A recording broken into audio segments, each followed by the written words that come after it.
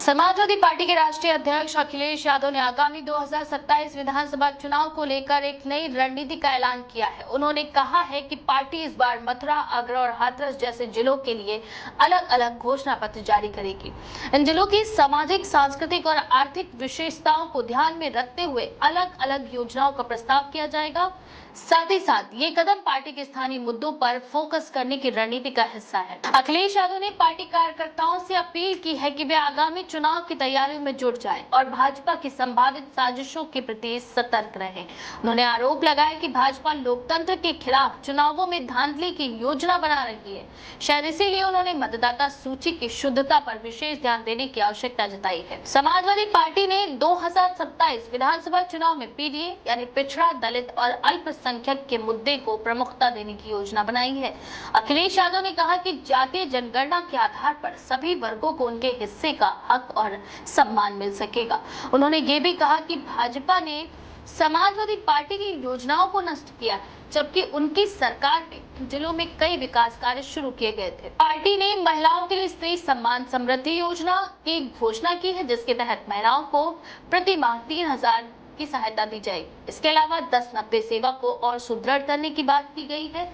अखिलेश यादव ने कहा कि भाजपा सरकार ने महिलाओं के लिए शुरू की गई योजनाओं को केवल नाम बदलकर प्रस्तुत किया है, जबकि समाजवादी पार्टी उन्हें वास्तविक रूप से लागू करेगी। अखिलेश यादव ने भाजपा सरकार की कानून व्यवस्था, शिक्षा, स्वास्थ्य और रोजगार के मुद्दों पर भी सवाल उठाए। उन्होंने कहा कि भाजपा सरकार इन क्षेत्रों में पूरी तरह से विफल रही है। महिलाओं और बच्चों की सुरक्षा की स्थिति भी चिंताजनक है और बेरोजगारी की दर में वृद्धि हो रही है।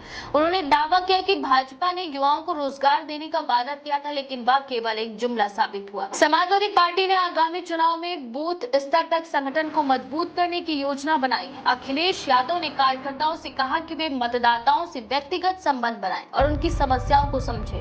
उन्होंने ये भी कहा कि पार्टी का उद्देश्य केवल सत्ता प्राप्त करना नहीं, बल्कि समाज के सभी वर्गों को समान अवसर और सम्मान देना है। इस रणनीति के तहत मथुरा, आगरा और हाथरस जिलों के लिए अलग अलग घोषणा पत्र तैयार किए जाएंगे, जिनमें इन जिलों के स्थानीय मुद्दों पर विशेष ध्यान दिया जाएगा। साथ ही साथ ये कदम पार्टी के स्थानीय मुद्दों पर भी फोकस करने की रणनीति का हिस्सा है, जिससे इन जिलों में पार्टी की स्थिति मजबूत हो सके। अखिलेश यादव ने भाजपा सरकार पर आरोप लगाया कि वह लोकतंत्र के खिलाफ काम कर रही है और चुनावों में धांधली की योजना बना रही है। उन्होंने पार्टी कार्यकर्ताओं से अपील की कि वे इस साजिश के खिलाफ एकजुट होकर मुकाबला करें। उन्होंने कहा कि समाजवादी पार्टी की सरकार बनने पर प्रदेश में सामाजिक न्याय की स्थापना होगी और सभी वर्गों को उनका हक मिलेगा। समाजवादी पार्टी की इस नई रणनीति को लेकर राजनीतिक विश्लेषकों का कहना है कि यह पार्टी के स्थानीय मुद्दों पर फोकस करने की दिशा में महत्वपूर्ण कदम है।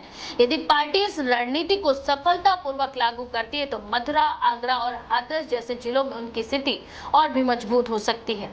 इसी बीच भाजपा ने आगामी चुनाव की तैयारियों में जुटने की बात कही है। सीएम योगी आदित्यनाथ ने दावा किया कि भाजपा 2027 में फिर से सत्ता में लौटेगी।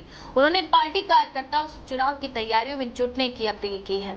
वहीं अखिलेश यादव की इस नई रणनीति से आगामी विधानसभा चुनाव में यूपी की राजनीति में नया मोड़ भी आ सकता है। फिलहाल अब ये देखना होगा कि समाजवादी पार्टी अपनी इस रणनीति को कितनी सफलता से लागू करती है और भाजपा के खिलाफ अपनी स्थिति को कैसे मजबूत करती है। इस बारे में आपका क्या विचार है? मेरा कमेंट सेक्शन में जरूर लिखें। ऐसी और भी खबरों के लिए देखते रहें द पेज 90।